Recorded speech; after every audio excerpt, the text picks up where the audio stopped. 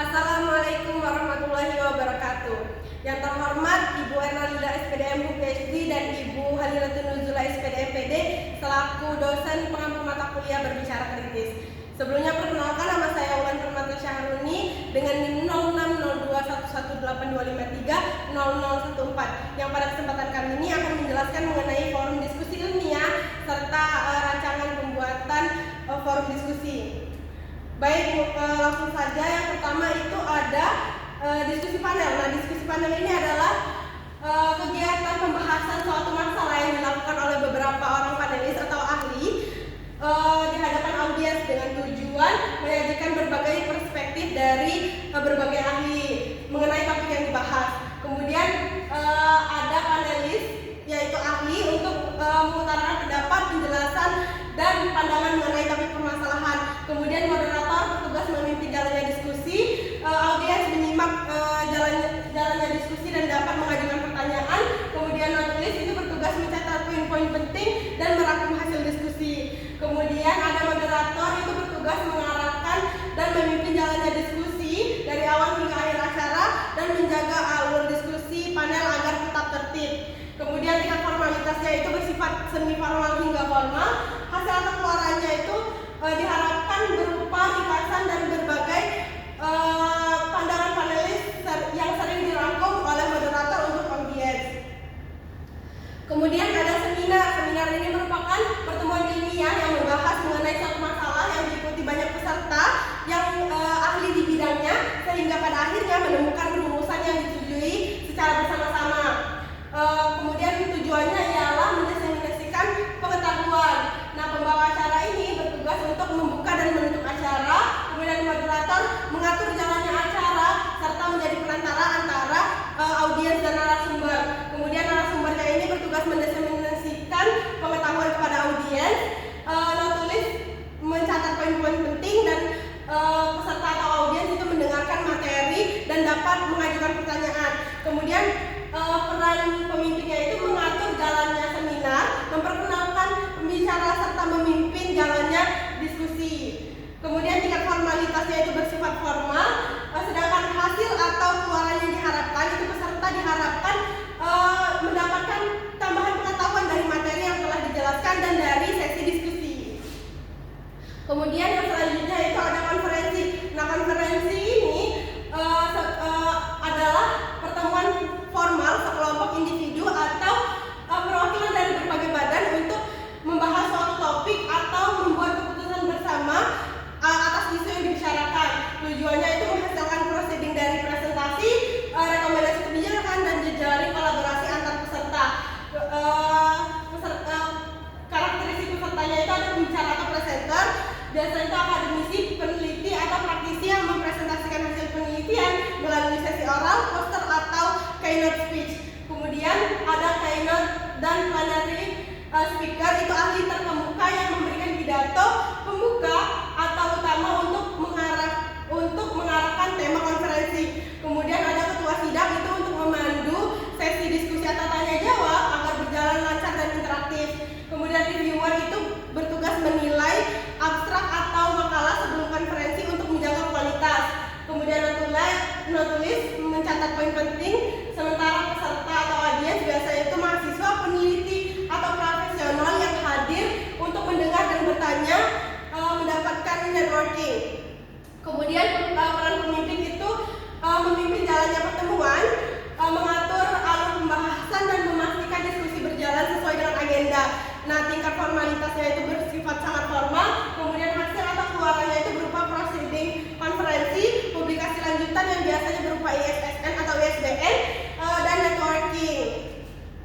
Yang selanjutnya ada kolokium. Nah, kolokium ini merupakan seminar atau forum ilmiah yang diselenggarakan oleh program studi sebagai bagian dari proses tugas akhir. Nah, tujuannya itu untuk mendapatkan kritik dan saran untuk memperbaiki atau menyempurnakan penelitian.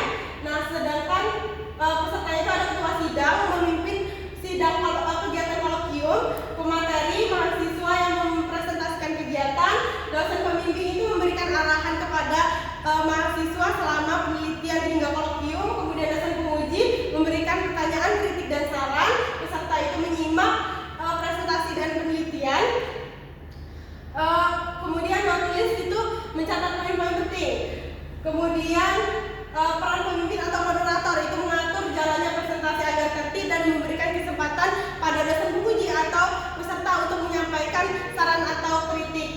tingkat formalitasnya itu bersifat semi formal hingga formal. Kemudian hasil atau keluarannya itu berupa kritik dan saran untuk menyempurnakan hasil penelitian tanpa makalah formal.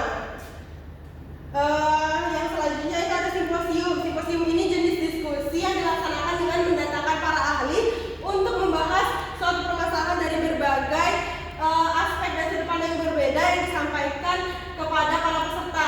Tujuannya ialah mengetahui suatu permasalahan dari berbagai sudut pandang dari ahli yang berbeda-beda. Kemudian ada narasumber itu menyampaikan materi sesuai dengan bidang keahliannya. Ada moderator itu mengatur jalannya simposium. Kemudian penanggap memberikan tanggapan dan pandangan terhadap materi yang telah dijelaskan.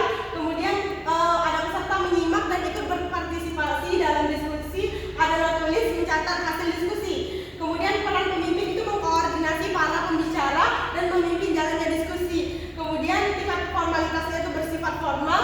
Hasil atau keluarannya itu para peserta mendapatkan pemahaman dan wawasan baru dari berbagai sudut pandang ahli yang berbeda-beda mengetahui isu permasalahan.